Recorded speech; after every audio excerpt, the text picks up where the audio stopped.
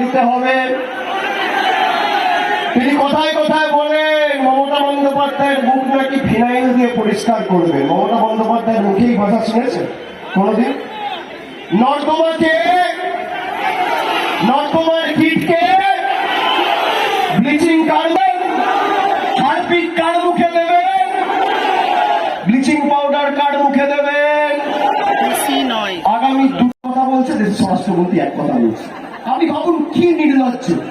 আরে মিথ্যে কথা বললেও তো একটা একতা রাখলে ভাই, তুই এক কথা বলছিস, তোর নেতা এক কথা বলছে, তুমি এক কথা বলছো, তোমার নেতা এক কথা বলছে, তোমার নেতা বলছে 100 টাকা ভাড়া পর, তুমি বলছো 3000 টাকা দেবে।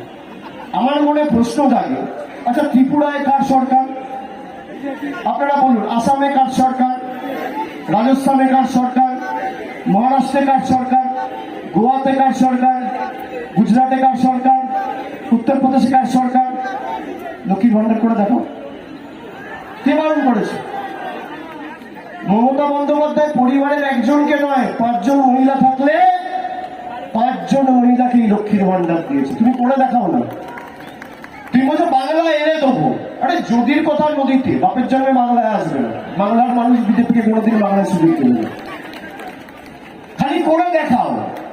যদি করে দিতে পারো, ওদের কথায় কথায় খালি ভাইপো, সকাল বিকেল স্বপ্নে শয়নে, ঘুম থেকে উঠছে রাত্রে শুতে যাচ্ছে ভাইপো ভাইপো ভাইপো ভাইপো ভাইপো ভাইপো ভাইপো ভাইপো ভাইপো ভাইপো ভাইপো ভাইপো ভাইপো ভাইপো ভাইপো ভাইপো ভাইপো। আরে আমি রাজনীতি ছেড়ে দেবো, একবার করে তো দেখাও। শ্বেতপত্র প্রকাশ করতে বলছি। আপনি আবাস যোজনায় 10 পয়সা দিয়েছেন, তার শ্বেতপত্র প্রকাশ করে দেখি। এসো না, একটা মঞ্চ ঠিক করো। কাঁথিতে তোমার বাড়ির বাইরে মঞ্চ বাঁধো, আমি আসবো। তমলুকে করবে, নন্দীগ্রামে করবে, মঞ্চ বাঁধো, আমি আসবো। হলদিয়ায় 10 তারিখ প্রধানমন্ত্রী আসছে, দেখে নাও আমাকে, আমি যাবো। খালি শ্বেতপত্রটা নিয়ে এসো, মিথ্যে কথা বলার আগে। চলবে না অন্যায়, টিকবে না ফন্দি, 25 তারিখ জনগণের আদালতে হতে হবে বন্দি।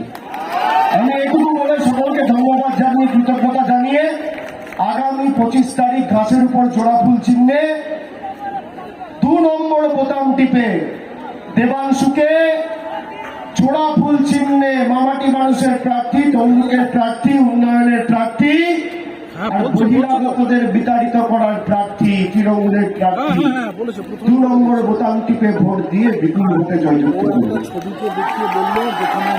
আর দায়িত্ব আমার, আমি রয়েছি। কোথায় ছিলেন? আমি যখন নবজোয়ারে এসেছিলাম চণ্ডীপুর থেকে নন্দীগ্রাম, আমি 20 কিলোমিটার পদযাত্রা করে গেছি। হাঁটবে হাঁটবে বিজেপির কোন নেতা 20 কিলোমিটার কোনদিন হেঁটেছে? বড় বড় ভাষণ। মমতা ব্যানার্জির রেট কি? নরেন্দ্র মোদীকে জিজ্ঞেস করো মমতা ব্যানার্জির রেট কি? 10 বছর ধরে কিনতে পারেনি, পরবর্তীকালে এরকম ভাবে নমস্কার করেছে। বলেছিল দিদি, ও দিদি, কি হলো? খেলা শেষ করে দিয়েছি। আর তমলুকেও আজকে যা করে দিলাম, তোমাদের খেলা শুরু লাগেছে 2 নম্বরের জন্য লড়াই করে। আমরা একে ছিলাম, একে আছি, একই থাকি। অনেক ধন্যবাদ সকলকে, ধন্যবাদ, কৃতজ্ঞতা প্রদান জানিয়ে আমার বক্তব্য শেষ করলাম। জয় হিন্দ, বন্দে মাতরম।